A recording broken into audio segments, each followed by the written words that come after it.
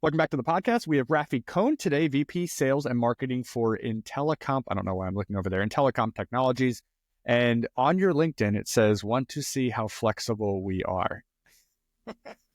When people are looking at your LinkedIn, you're already doing something right because you're getting the eyeballs that you need. And that's just First of all, what does that mean to you in your role? Want to see how flexible we are? Because first of all, I love humor.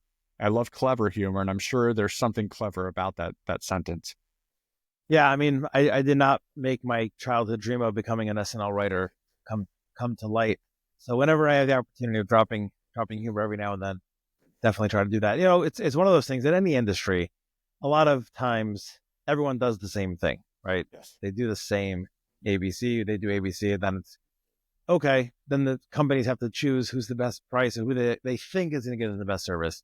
And the reality is that what I've learned over the past almost 2 years in telecom, being the IT company, that actually I used to be a customer at a different company. We used Intellicomp to manage our IT. It's one of those things where not everyone's created equal and not everyone's necessarily willing to bend and kind of move things around to fit whatever your business is. And so that's one of the unique, at least things that I've seen personally as a customer, as well as behind the scenes over here. We are willing to do things sometimes to our own detriment. Sometimes, the techs are like, well, let's just keep things like this. And the CEO's like, no, we want to be flexible. We want to make sure that everybody's getting the service that they specifically need. Yeah, it's exactly where my head went. We're a very diverse company as well in the sense of customer base and what we build, which is a blessing, but then it comes into being a curse when you're trying to make things process driven and SOPs, because like you said, it's whatever the customer needs sometimes, and that gets you in trouble a little bit. But you can't lose sight of that, right? Because you're trying to be the best solution. Yeah, as long as you have the driving force as to the reason behind why you're doing that, and it's not just whatever, we're not sure why we're doing things. As long as you understand that you're trying to serve the customer well, right? And that's the reason why we're flexible. We're not flexible just to be flexible. We're flexible for a purpose. We're flexible so that they can have the service that they're looking for and the reason that they come to us. That's flexible with a purpose. Love that. In under 2 minutes or exactly 2 minutes, what is your career elevator pitch? Career elevator pitch, meaning what have you done through your life? Tell all the people, this is me. This is what I've done. Okay, 20 seconds. 6.5 years. No, let's go. Put a timer on the clock. I'm ready to go. 6.5 years, I did short-term vacation rentals in Jerusalem, where I helped families plan trips anywhere from, a couple of days to a month at a time, traveling abroad internationally. Did that for 6.5 years, kind of ran most of the day-to-day operations in that company. After which I worked for a real estate company for about 3 months. And after, toxic environments are not for everyone. So I decided to check back with a friend who had started a teletherapy company with his wife, joined them in the sales department, started to oversee the sales and marketing department. We were acquired by our number one competitor in the space, got to go through the due diligence process, see what that was like.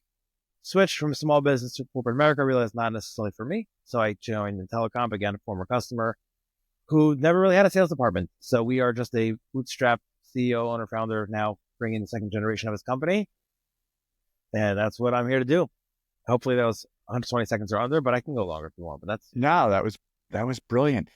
You have quite a diverse work history. Yes. It helps at times because, when you see, ultimately, if you're there to serve the customer, that's the same. It's just what's happening in the back end. But as long as the priorities and, different encounters you've had over the years can tell you how to deal with certain situations, it's just a matter of adapting and moving that forward. Do you remember a certain skill that maybe you've utilized in the past in a different job that you really bring forward to this current role? So one of my first job when I did short-term vacation rentals internationally, the person who I worked for, he had an incredible communication style. So much so that he previously, before he started that company, did collections. So you can imagine calling people who owe somebody a lot of money. How do you actually get them to pay? And so he taught me some excellent communication skills, which, ultimately when you're communicating with people, you want to make sure you're on the same page. repeating back what they said or what you think they said to make sure you're on the same page a lot of times eliminates future friction. And also, if there is friction in the future, kind of gives you that opportunity to look back and say, well, are you sure? Because in this recap email, which you responded to, you confirmed that this is what we were talking about over here. So that, to me, that was one of the biggest things that I've taken away and utilized in other roles and other situations where communication is key for anything in life, but especially when you're trying to manage someone's expectations and trying to make sure that they understand this is what we do. This is not what we do. We told you this is not what we do. So don't try to come back later and be like, well, you told us. No, we're happy to only wear certain hats. Not everybody can pull off one of those nice hats that you have. Everybody wears certain hats. I got a Jew hat on, so that's my specialty. So, yeah, that's so interesting that you say that. So in the nuclear world, when I worked in nuclear power, they called it three-way communication. It was, I got it, I returned it back, they confirmed, right? So some people call it CYA, some people call it three-way, some people call it whatever. But yeah, it is very, very strict in the nuclear power world, obviously for grave reasons, because if communication gets out of whack, like that's a big problem. So you worked for Mr. Burns in The Simpsons? That's exactly. The Dobermans are real. That's my knowledge of the nuclear power business world. Donuts and Mr. Burns. There's very little homers in the nuclear world. I'm going to tell you that much. It's like, nope, you're not coming in. Yeah, exactly. All right, making IT fun, Rafi, you've said you want to make IT fun, something most people don't associate with tech support and cybersecurity. What's your secret to bringing energy and excitement into an industry that's often seen as frustrating? That's a great question. I was one of my first weeks working over here in telecom. I was walking through the office and one of the techs turns to me and says, "Can you teach me how to talk to people?" And, it was one of those moments where you realize that IT is there, technology is there really to enhance and make everything cool. I mean, you have blinking lights in the background. You have, this cool technology that we're talking right now on having a podcast. That is fun. And there is the side when everything is secure and when everything is set up properly, it gives you that confidence to say, okay, let's try this software. Let's try that. Let's test different things. Very often our teams are not necessarily advising on things, but customers will say, we're looking at this, we're looking at that. Can you have a discussion with us to see, are there concerns or the pitfalls? But it allows you, if your house is secure, you can have fun in your house. If your house is not secure, you're not going to be as fun. So it really allows a company to explore whatever softwares are specific to them. We are industry agnostic. We're not serving one particular industry. And what that has allowed us to do is say, listen, you're a construction company. Let's take a look at the different softwares that are there for construction companies. You're a school. Let's see which filters are not going to completely mess up your system and still allow for the students to access what they need to access. And so that's really allowed for our team to kind of have this baseline of, let's make sure the door's locked. Let's make sure no bad guys can get in. And if they can't, great. Let's delve into the world and make sure everything has a good API and, we're off and running. So fun is different for everybody. I've met some of our customers who are real IT nerds and they love geeking out about it and they can take some of our team and talk about that. And other ones are like, I don't really care. So I'll make sure everything's good. Everything's good. This software is really cool. Do you guys approve it? I mean, we've had, our customers come to us and say, I met this guy at a conference. The software sounds really cool. I think this is going to be really good for my business, but I need you guys to be like, it's fine. Don't worry. It's not going to come in and hack and take all your banking information. So that's been definitely the fun part of IT. I don't think I've ever heard anyone explain it to me that way. So it's brilliant to say you make the house safe enough that you can be innovative and be a bit quirky and weird and try fun things because you're safe. That's a brilliant way to put it. Yeah. And I would say some of our customers that we've been with for over 20, 25 years, they've seen it as they want to grow their business. They don't want to deal with the behind the scenes boring stuff. They want to be able to build out an office in a different location, a larger location, try out new software, new physical tools, manufacturing tools that are allowing them to be on the cutting edge. They want to just continue to innovate. That's what makes them a business owner. I myself, I'm not that innovative. I couldn't create that kind of business. But if you know that your base is solid, it gives you that comfort level to kind of jump off from that base. Yeah, I love that. I love that a lot. Thank you for that answer. That was very good. I've never heard an answer like that for that specific, for making IT fun. You just made IT fun. What you did? I'll take it. I did my job. Listen, Podcast over. If my boss is watching, I did my job. No, yeah. So that's. It was a very good answer, boss. The human side of cybersecurity. Most people think of cybersecurity as firewalls and hackers, but you emphasize relationships first. How do you balance the technical side of IT with the human side of building trust and client relationships?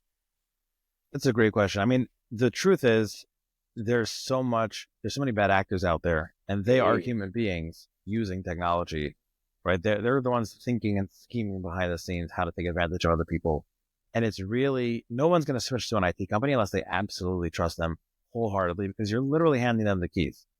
They have the ability to run, oversee everything. And so unless you fully trust this person, trust this company, making sure that you know that they are secure, you're not even going to have the conversation with them. You're not even going to open up the back end for them to be able to see what your business is. So that's number one. Number two, our owner is, like I said at the beginning, not a salesperson, started in his basement and just kind of learned technology, started supporting this company, that company.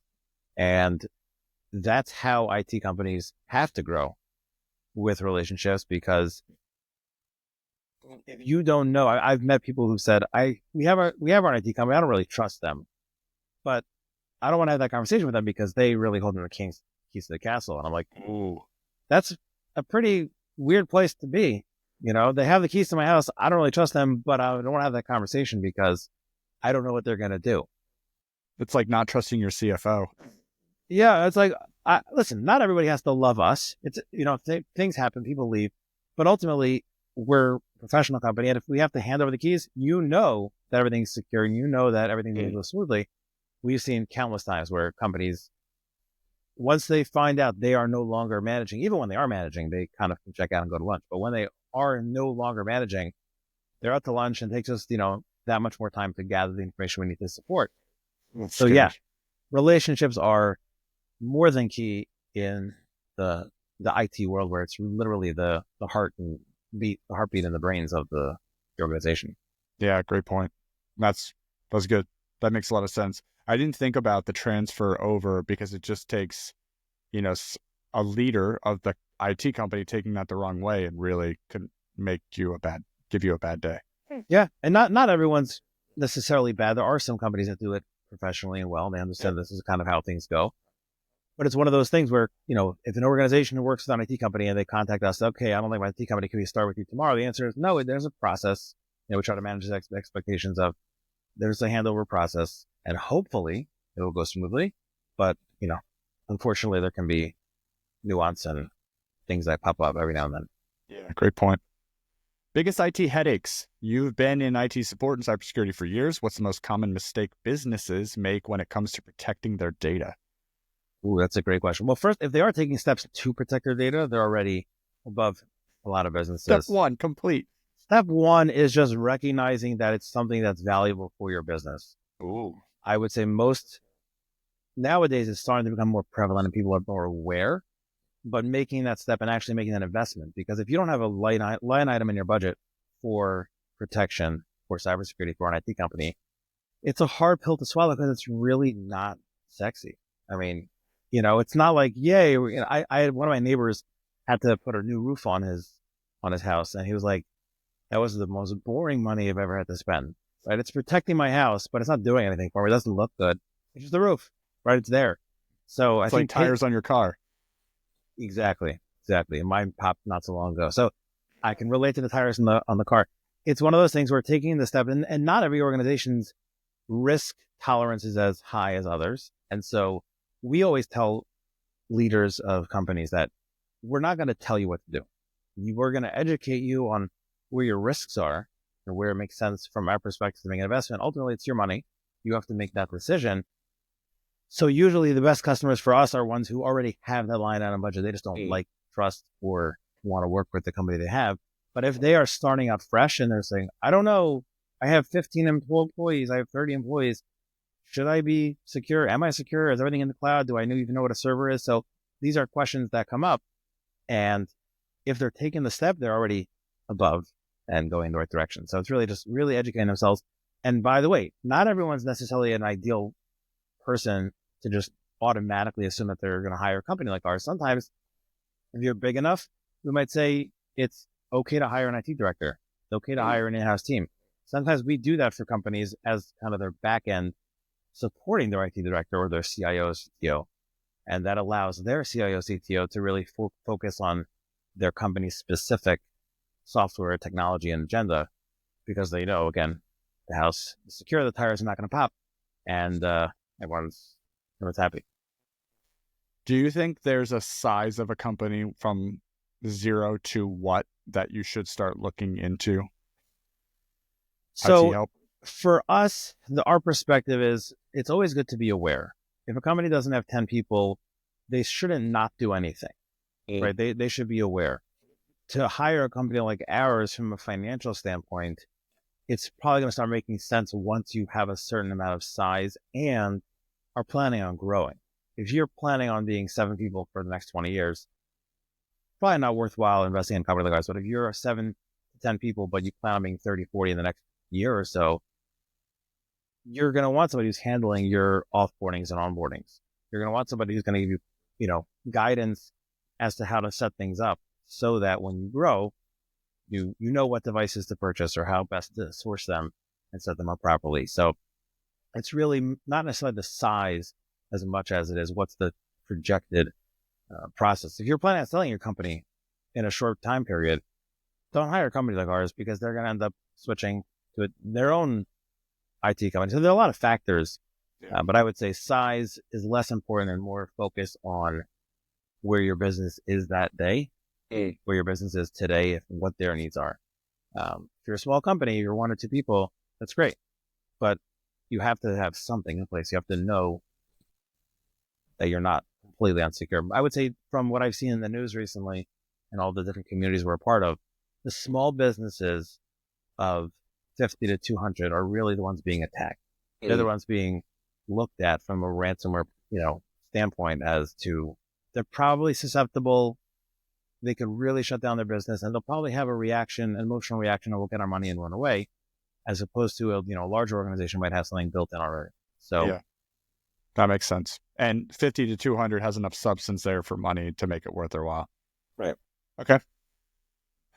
Speaking of, great segue, cybersecurity threat no one talks about. Most people worry about cyber criminals hacking their systems, but what's a security risk most companies completely overlook that could be just as damaging? User error. Oof. So a good one. One of the things that we have as an optional item when we're building out support for our customers is, do you want security awareness training for your staff? And a lot of times they'll assume that their staff is either too old, therefore not in tune with what's happening. So yes, we do want the training, or we don't want the training because they're not even going to watch the training. But when you get that link from USPS or UPS in your text, or the extended car warranty phone call that you get, I would think that those are usually, and now they're getting even more sophisticated. I'll tell you, we were on a call once where we heard a story about an organization that created AI images. So there was an actual Microsoft Teams meeting where the company thought they were meeting with real people. Wow. That's how real it was. They transferred money at the end of the meeting.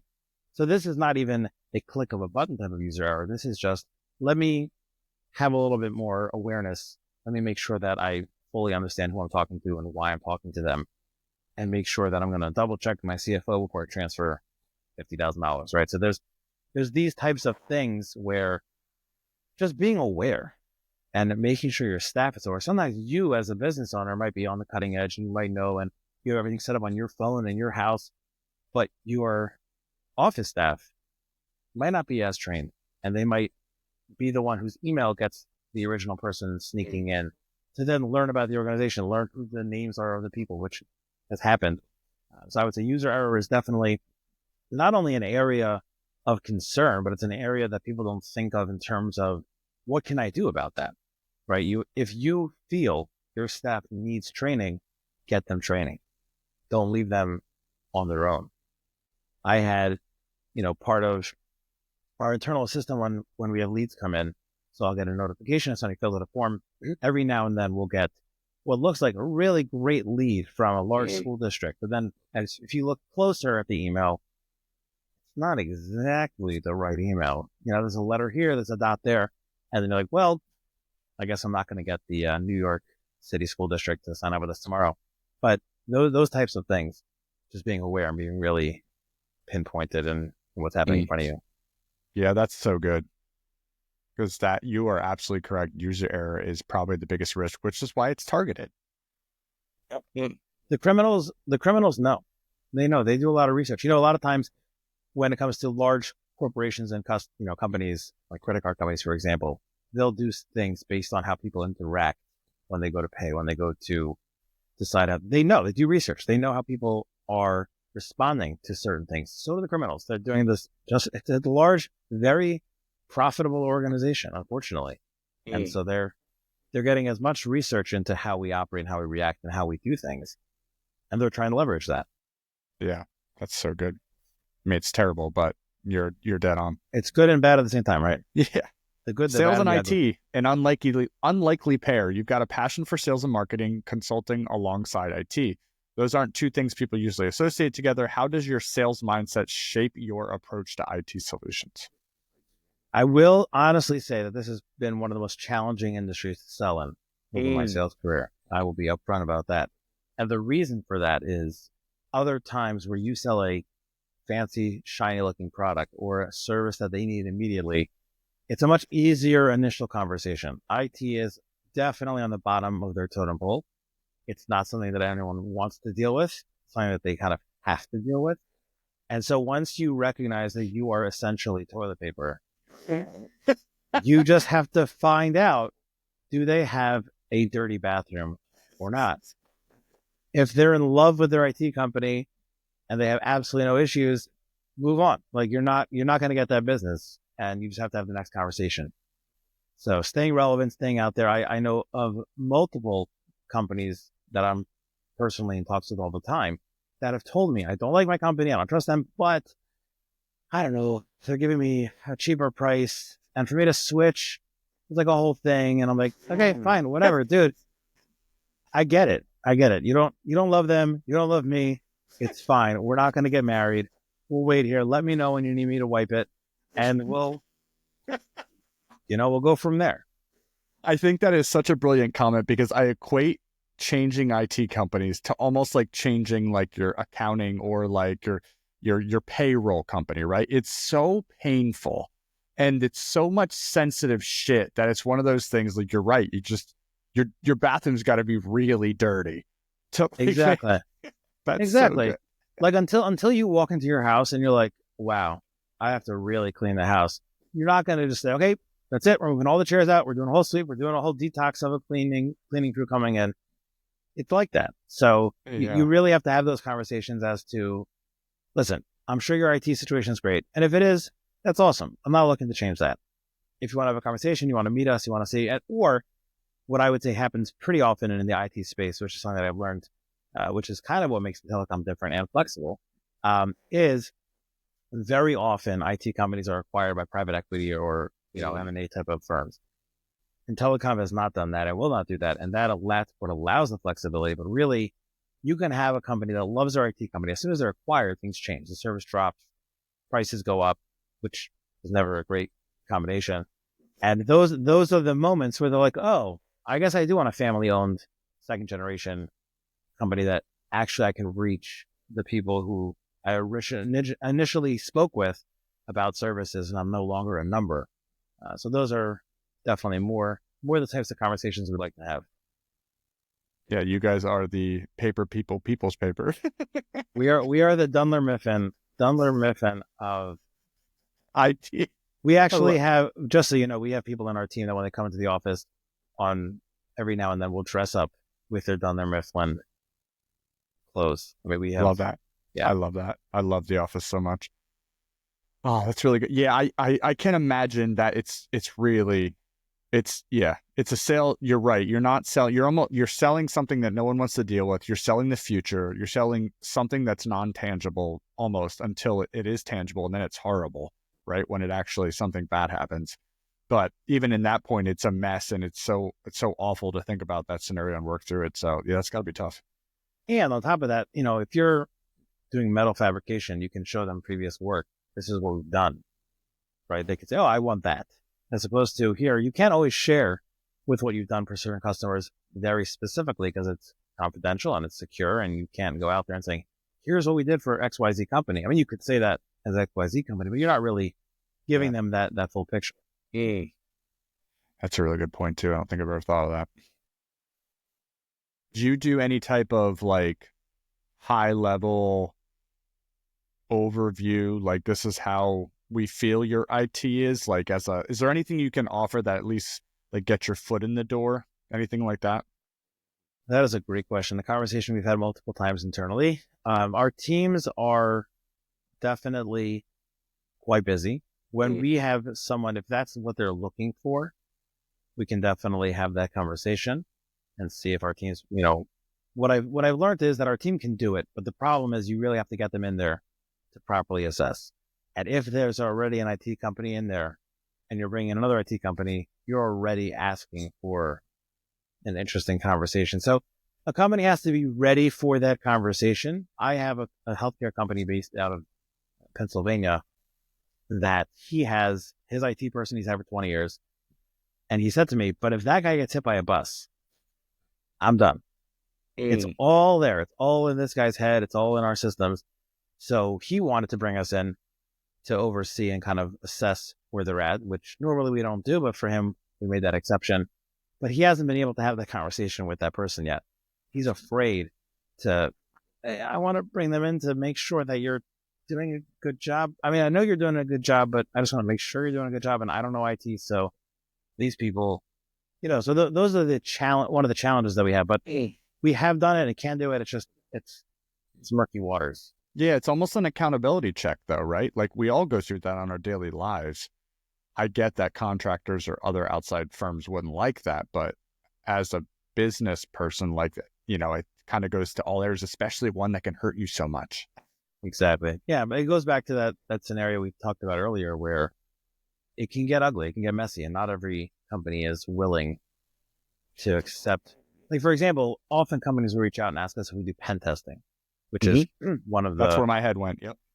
So we tell them we don't. And the reason we don't is because that's a check on us.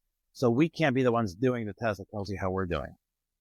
We'll tell you a multitude of vendors you can go to and have them do it, but we want that accountability. We want you to be able to kind of look at us and say, here's the gap, here's a gap. Sure. But we can't do everything. Yeah, it's almost like purchasing on the credit card and reconciling the bill. You can't do those the same thing with the same person. Exactly. Okay. Exactly. Yeah. Love that. Building trust in a distrustful industry. IT and cybersecurity can be overwhelming for business owners, yes, and who don't fully understand it. How do you cut through the fear and jargon to help them make smarter decisions? So I am not an IT person by trade. So when you talk about the jargon, I am the first to be like, computer not work, me want smash, me call company. People say, what do you do? I said, when your computer doesn't work, you need to call somebody. Oh, okay, that's us.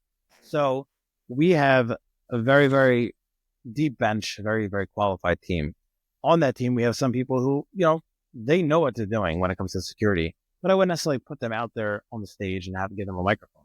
But you have others who have been, doing this for many, many years and have the ability to really, we recently held for an association that we're connected with, Nice. Microsoft tips and tricks, things that you're already paying for in your 365 that you're probably not taking advantage of that you're already paying for. So that was something where we kind of went back to the basics and said, hey, this is your license. This is your license level. This gives you this, this, this, this, and this. Did you know that you could do this with that? Oh, I didn't know I could do scheduling within 365. And so kind of we went through all those different tools. Cool. So we do try, especially for our customers when they have a specific need or concern, to bring in a team member who's well versed in that specific area and really walk them through what they need. But yeah, IT has a lot of different terms. And, when I have an issue with my computer and I have to put in a ticket and I have to wait for somebody to call me back, I just kind of watch them come on my computer and be like, okay, so what did you guys just do? So no, we really try and as best as possible explain it in simplest terms because people want to know, again, this goes back to trust. If you can't, I had a teacher once who said, the hardest job in the world is being a fifth grade teacher, because if you can't simplify and tell somebody something in a way that they can understand and then give that over, you're not doing a good job teaching. Similarly, if we can't tell you why you should purchase this or why you should invest in that, then we're not doing our job. You shouldn't just do something because we said so. That's not a good relationship with an IT company. That's going, handcuffed. Yeah, no, that's really good. I think I totally relate because I'm mechanically deficient at the longest. I can't use tape measures. I can't do a lot of that. So I walk around the shop just going, oh, like, how is all this stuff built? So my wife builds our Fisher Price things in our house. I do not touch anything. You think you're mechanically challenged. I don't touch anything. Challenge accepted. Yeah, it's not fun. I actually did install a new utility sink this weekend. What should have taken me 2 hours took me 6 and 4 trips to the hardware store. It was awful. They know you now there. It's like, oh, that's the guy. My God, that's the guy who has no idea what he's doing. Yep. Oh, that's so funny. Balancing business and family. Father of 5 and a career in IT. You're juggling a fast-paced career with being a father of 5. How do you manage work-life balance? And do your kids ever ask you how to fix the Wi-Fi every 5 minutes? Oh, that's funny. Yeah, balancing the kids and the house and work is obviously challenging, but that's life, right? That's why we come to work. We come to work so that we can go home and be with the kids. I will say that at both of my children's schools, we actually manage their IT. So very often when I'll pull up to pick up my son from school, other children will come up and say, "You're the reason I can't get on my computer on that thing." And I'm like, no, it's not me. It's somebody else. But it's old Ron in the back. He's a real jerk. It's Ron. Oh man, nobody likes Ron. So, wearing the jacket definitely helps. Now, luckily, unplugging and plugging things back in is my sweet spot. I'm really good at doing that for resetting the Wi-Fi. And also, blowing the games in the Game Boy. Should do that. But, luckily my wife is amazing and she obviously carries the brunt and makes sure that I eat, which I can definitely do well. My kids are great. They're keep us busy, but they ask me sometimes what I do and I just say sales and they say, okay. So I don't necessarily keep it IT specific, but if they have an IT question, I tell them to call their school and their school can call us and they can fix whatever issue they have. But usually it's just teenagers wanting to get into things they shouldn't be able to get into. So yay for filters. Yeah. Does your company support a culture that supports, the family? It seems like you're very family first approach, things like that. Oh, very much so. That's like great. the CEO and owner, his kids are now in the business and, their kids have kids. And so when a kid's sick and you have to work at home because you got to watch the kid, that's life. We had about a year ago, there was a massive storm in the south in Florida and other areas. And we have a lot of team members, spread throughout. And the amount of generosity and care that our owners do in front of the cameras is a lot less than what they do behind the scenes. But yeah, there's a tremendous amount of care and really compassion for family life and real value for family life within the company for sure, at a large scale. Well, you mentioned you touched on it before about 3 months. It only took you 3 months to realize that toxic culture isn't for you. I love that you said it's not for everyone. First of all, that is a hilarious way to put that. I think I may steal that. So thank you so much for that. Go for it. So it only took you 3 months to realize. Isn't that fascinating? I knew before I joined in that company, but it was, sometimes you have to wait for the right moment to make the right change.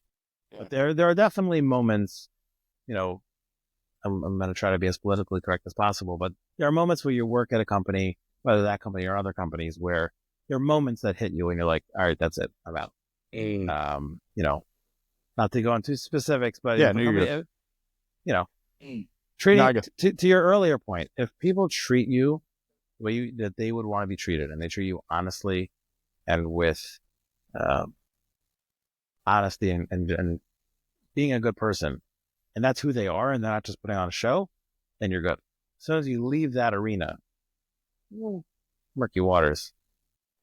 Yeah, I'm an absolute culture monster. I love it so much. I find it fascinating that people find it so difficult to understand because I think it's really simplistic and just like, do you like it? If you don't, nobody else probably will. So probably change it.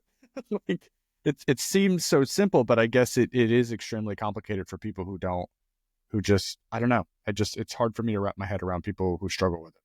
I mean, I'll give you an example. When we were being acquired at a previous company, and we had a tremendous amount of young female Orthodox Jews. And in the Orthodox Jewish world, there's, often enough, there's babies being had. So when we were learning about their maternity policy that this new company had, as the leadership, we said, listen, it's really, really generous of you. It's really, really nice. How are you going to function as a business? Because they're going to be gone forever. Like, nope, this is their policy. And we're like, that was a big culture change where their culture was not experiencing every 2 seconds somebody had to leave for months at a time, where we knew that kind of going in. And that, cultures colliding can always be fun. That's really interesting. Yeah, and it goes back to your flexibility from the very beginning, right? There's going to be times when you don't see something coming, and I think the trust factor in the company allows you to be super flexible, right? Like you said, with the customer needs, like probably your culture allows for the management team in the company to flex to a customer, and then the team says, okay, let's rally because this is what we do. This is how we do it for our customers. Right. Yeah. Very often on our company chats, they'll throw out a specific scenario that's happening, and whether it's what we normally do or not, the customer's calling, they have this issue. I'll often ask questions on the chat. Hey guys, I saw this question on LinkedIn. What do you guys think? And they'll be like, don't print, use a PDF, if it's a printer issue. But there's always things that come up, and it's always having a team that understands the goal and having them work together to get to that goal. Definitely critical. Are your owners big into mission and vision statements? They started doing that recently. We started with the OS. I'm sure you know the OS. So they started to build that out. We started to have that one of our recent company events. They started to roll that out. So cool. They recognize the value in that, and starting to get that out to the team.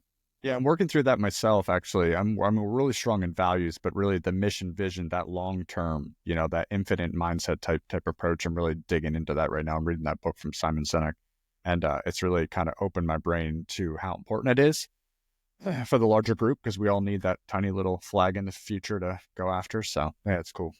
Yeah, 100%. Lessons from parenthood in business. What's something you've learned as a parent that's actually helped you become better at your job? One time somebody asked me that they wouldn't be good at sales and they had a kid. And I said, have you ever gotten your child to eat food when you wanted them to eat food? And you're like, yeah, after they threw it around. And they said, sometimes you look at life and those opportunities are literally right in front of you. You have to figure out how to navigate having conversations with your children, younger, older, how to get them to do what you want them to do or not do what you want them to not do. And so definitely gives you lessons. Especially as your kids get older, they kind of know you pretty well, and they start trying to sell you in different situations. You're like, wow. The other day, my daughter wanted to watch a certain video. So instead of asking me if she could watch a video, she said, I saw this really interesting recipe that I think you would like. So she approached it in that way. And I was like, you know what? I can't be mad at that because that was very good. So when you see your own team learning from your ways and becoming their own masters at it, parenting, the secret of parenting is that none of us know what we're doing. We're just guessing, or we're just adapting and trying. And that's my approach to sales has always been, until you find that golden goose, until you find that this is the way, you got to try different things. You got to see what's working, what's not working. Similar to parenting, your last kid is probably your bet. No, I'm kidding. It's one of those things where as you learn more, this kid, this works, that kid, that works. Everyone's different. Every customer is different. You can't have a cookie cutter approach. You have to know your customer. You have to know your kids. You have to know what works for them. And that's generally speaking how I like to approach things. Doesn't always work, but as long as you mess up. So you have a bunch of young Padawans running at home, learning your Jedi ways. Exactly. Lightsabers flying everywhere. Let me ask you this. How important is personal branding, do you feel, to your sales approach? That's a good question. I would say that for telecom as a whole, being an IT company, I don't want my personal brand to be out there because it's really not about me. It's about the 80 or so employees who are really good at what they do and really know how to fix things. I'm just kind of the face to get people in the door. But personal branding is definitely important in terms of, Coke advertises so that when you're in the supermarket, you buy Coke over Pepsi. They don't advertise so that you stop your car, go to the side of the road and get a Coke. So personal branding is really there when you have to make a choice. What is your choice going to be? Not pull the car over in the middle of the road. So I think that, personal branding, general marketing as a whole, is to make sure people know you're out there, know what you stand for. And when they are ready to buy, when they have a real need, a real pain point that you're going to be able to solve, then great, they can come to you and everyone's going to be happy. So I would challenge your conversation or your comment about it's not about you. I did get that, but I think it being about you is a direct correlation to being about in telecom, right? Because we don't know each other. This is the first time we've actually had a conversation, but I knew a long time ago from seeing your stuff on LinkedIn that you were an IT guy. That's what I knew you as. Even though you're not, but I made a direct connection because that's the greatest thing about LinkedIn. I see something that's really funny, really cool, I really vibe with. I go to your profile, I see where you work. That's an instant connection. Right. No, 100%. I mean, you definitely, to a certain extent, but the last thing I want is for somebody to associate calling me in the middle of the night to fix their problem. Yeah, no. For sure not. Right. Yeah. No, I love that you bring, because what's really unique is I don't see a lot of humor in your space. So I really appreciate that you're trying to be funny and bringing humor to a space, that we talked about that can be a bit dry. So that instantly set you apart from all the other stories, because there's tons of IT companies on LinkedIn. There's so many. So many. They just don't stop. That simple approach of just being a little bit different and having some humor and playing and having fun with it. So props to your company for allowing you to do that, because not all companies do. I do think makes a big difference for not only yourself, but for your, who you work for directly. Yeah. If you can't have fun out there, then what are we doing? Yeah. Then your work life sucks. You're going to show up, I'm not a data entry person to sit there and put stuff in an Excel spreadsheet. Like, you want to have fun. You're not having fun. Even when, even for our techs, when there's a challenge, they're climbing them out there, figuring out technology issue that nobody might have solved for. And then they can go out there and be like, hey, I already saw this issue. I can solve it for them. And that's fun. Everybody has their own definition of fun. Minesweeper is not fun for everybody, but for them it is. So it's one of those things where at least I can go out there with a little bit of personality. Hopefully that comes through. And then when people have an IT need, they'll come to us. We'll see if we're a good fit, and everyone wins. Is that your work-life fun? Is being a little bit different? Is that my work-life fun?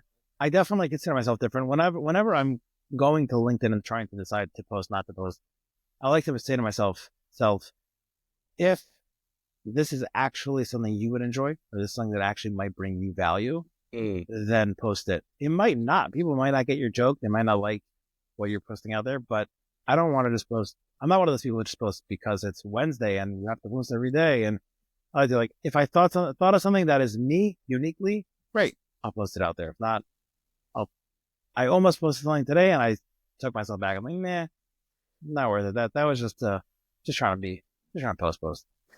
Just trying to post. I would say that consistency wins. So I know that it's hard to think and separate, and I get that. I want to bring value add all the time. Not that you always will, but the consistency is a huge piece of winning. And to me, you winning on LinkedIn means IntelliComp wins. So I would say probably a lot of the time you're going to stand out, which is extremely beneficial for you and the company. 100%. And little did I know, by the way, that your sweater was going to match my wall today. Hey, let's go. It's the first thing I noticed. I didn't know we were going to match. But you knew. You knew.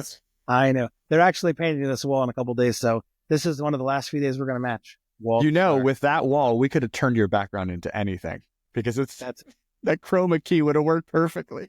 I live in a green screen. That's where I live. Great. Are you the green screen guy that has millions of views on YouTube? I'm really a weatherman, and over here it's going to be 29 and sunny. Oh my gosh, that's so funny. What's next? So if you could fast forward 5 years, where do you see your career and your business heading? Any big goals or projects in the work?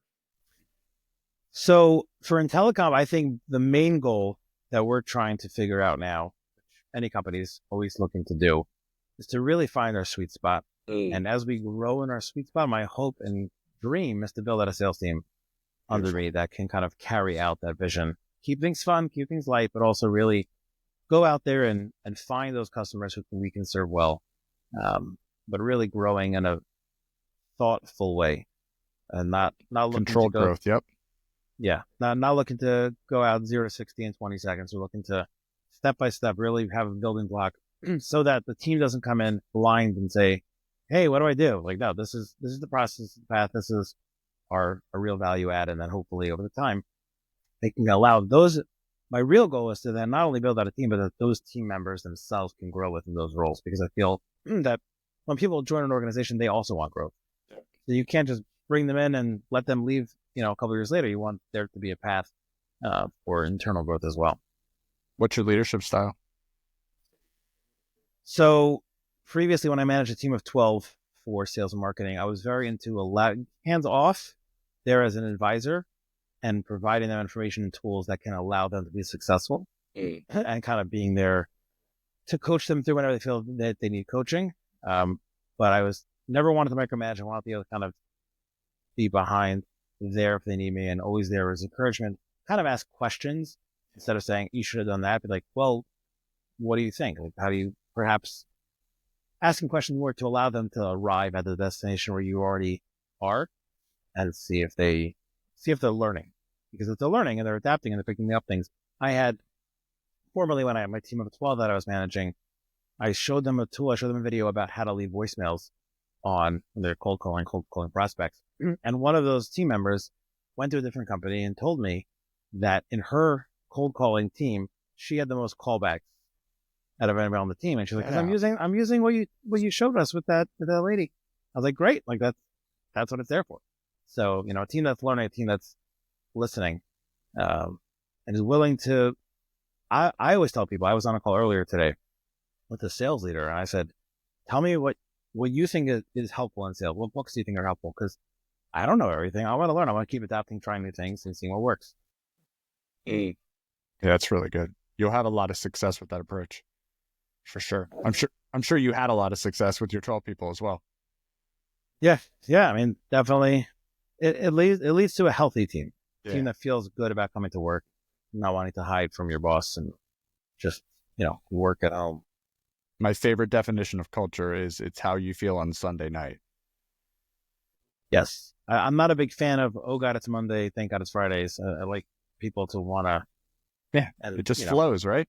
Whatever. You want to come to work. You have a good relationship with your employer. You have a good relationship with your team. There's a problem. It's not, oh man, we have a problem. It's who do I need to talk to fix this problem? And every place has shitty days. Everyone. Yeah, that's part of adulting. They're like, well, not everything's always rainbows and cookies. Oh man, not everything's always rainbows and unicorns. Sometimes there's hard things to deal with, and that's life. Yeah, sometimes you might lose a customer. We had at a former role, we had a customer that we were dealing with a challenge, and you could see the writing on the wall. Like they were not going to stick with us. But we were professional throughout, and we learned a lot through that process. And that's life. Sometimes not everything works out. Love that. Well, Rafi Cohn, we got through all my questions. In telecom, give me, what are you guys doing? Give me anywhere people can find you. Tell me, how can people get a hold of you if they loved what they heard? If they love what they heard, then they can comment on the post that Brandon does and just send love that way. Obviously, I'm on LinkedIn, as we mentioned a couple of times.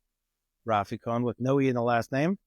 Intelecom.net is our website. My phone number is 443-484-1009 if they really want to talk. And don't try to spell my email. Just send me a message on LinkedIn. Send me yours, and I'll reach out. But we're always happy to help. Always have a conversation. And even if you're not ready, even if you just want to learn more about us, we're open book. We're happy to talk. We're pretty chill. Awesome. So, and that's Intelecomp, COMP. Intelecomp. When I do cold calling, they're like, no, I don't need telephones. And I'm like, no, I'm not calling from the telecom, intelecom.net. You got to snap that P. Intelecom.net, exactly. That's oh how my gosh, my calls. That's brilliant. So all of the things that you like, your persona should be all over online, dude. That shit, it's infectious. It's hilarious. One, thank you for coming on. I know we tried to get together earlier, so thanks for coming back around. This was a blast. Not everybody wants to do it. Not everybody comes at me and says, hey, I'll raise my hand for this crazy thing you're doing. So I really appreciate it, man.